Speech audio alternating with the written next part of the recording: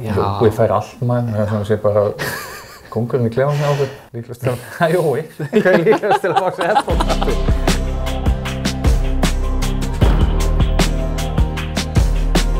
Ég er náttúrulega 100 árum eldri en þú næstu maður í liðinu, þannig að því ég horfa á svona ungu stráka finnst mér ekkert eitthvað, því ég horfa á eitthvað það er eitt sem fær mig til að hugsa að hann er frábær þjálfari. Jói reyndar geti verið þjálfari, sko. Já, Bragi geti líka verið líka. Já, Bragi. Bragi er svona þjálfaralegur.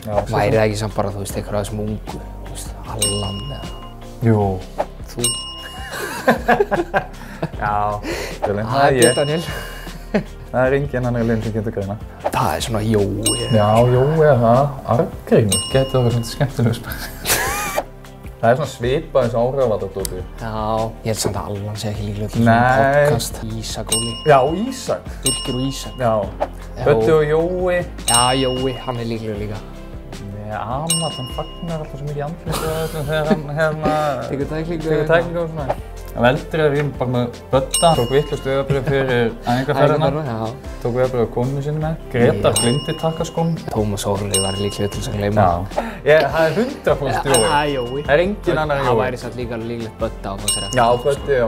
Sko þótt fyrir ég mæti seint á æfingarnar, þá er ég ekki að mæta seint á æfingar. Það er af því að ég hef bara ekki tíma til þess að mæta fyrr.